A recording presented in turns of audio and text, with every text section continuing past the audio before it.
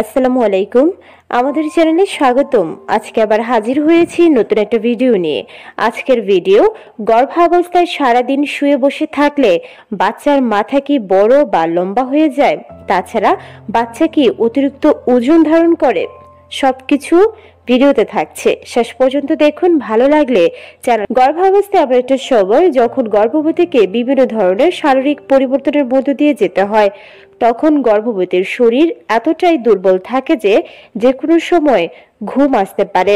অনেকের আবার উল্টোটাও হতেও দেখা যায়। হরমোনের ক্ষরণের ফলে অনেক সময় চোখে একেবারে ঘুম আসেই না, ঘুমহীন রাত্রি কাটাতে হয়।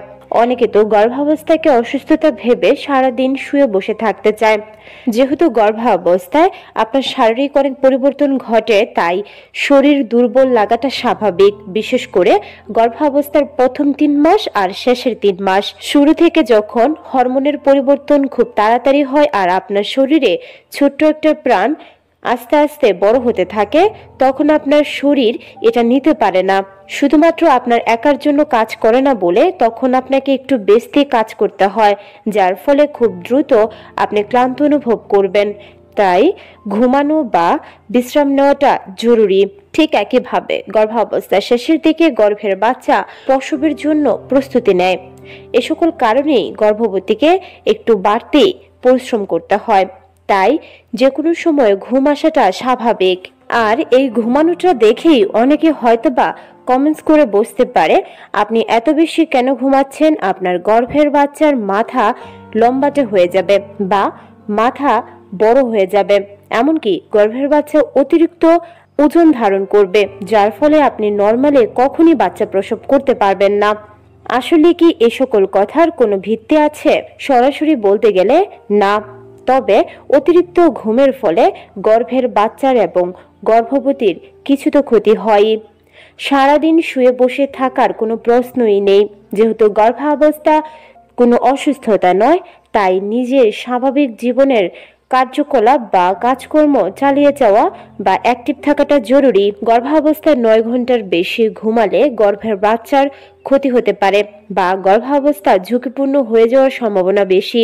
দিনে আধা ঘন্টা অন্তত হালকা ব্যায়াম করুন, যেমন জোর কদমে হাঁটা, যোগ ব্যায়াম করা বা কিছুক্ষণ ধ্যান করা। তা না হলে ওজন বেড়ে যাবে, ডায়াবেটিক্স বা হাই প্রেশারও হতে পারে।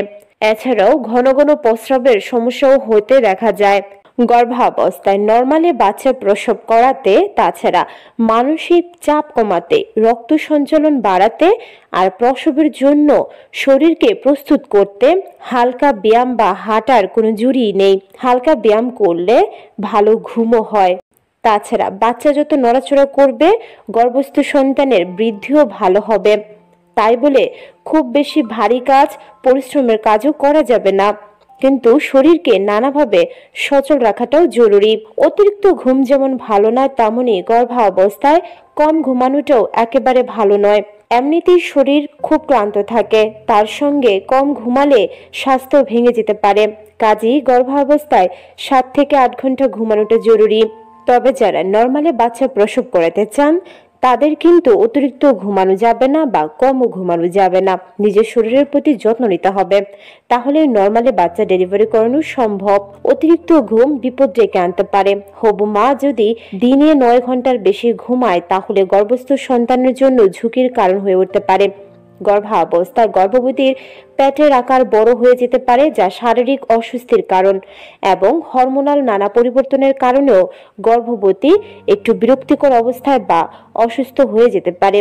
এমনকি প্রিক্লাম্পসিয়া বা একলাম্পসিয়ার মতো ঘটনাও ঘটতে পারে। তবে এই কথাটা একেবারেই ঠিক নয়। অতিরিক্ত ঘুমালে বা বেশি শুয়ে বসে থাকলে গর্ভের বাচ্চার মাথা বড় হয়ে যায় বা লম্বাটে হয়ে যায়, এমনকি গর্ভের বাচ্চার ওজন অনেকটা বড় হয়ে যায়। এগুলো সত্য নয়। তবে অতিরিক্ত ঘুমালে গর্ভবতীর ওজন বেড়ে যেতে পারে, যা নর্মাল ডেলিভারি করানোর জন্য অন্তরায়। মানে নর্মালি বাচ্চা প্রসব করাতে চাইলে নিয়ম মেনে সঠিকভাবে ঘুমাতে হবে। আশা করছি ভিডিওটা দেখে বুঝতে পেরেছেন, গর্ভাবস্থায় সারাদিন শুয়ে বসে থাকাটা মোটেও নিরাপদ নয়। তবে বাচ্চার মাথা বড় বা ছোট, এমনকি লম্বাটে হয়ে যাওয়ার পেছনে সারাদিন শুয়ে বসে থাকাটা একেবারেই দায়ী নয়। ভিডিওটা যদি ভালো লেগে থাকে চ্যানেলটিকে সাবস্ক্রাইব করতে ভুলবেন না। আজকের মতো বিদায় নিচ্ছি। আল্লাহ হাফেজ।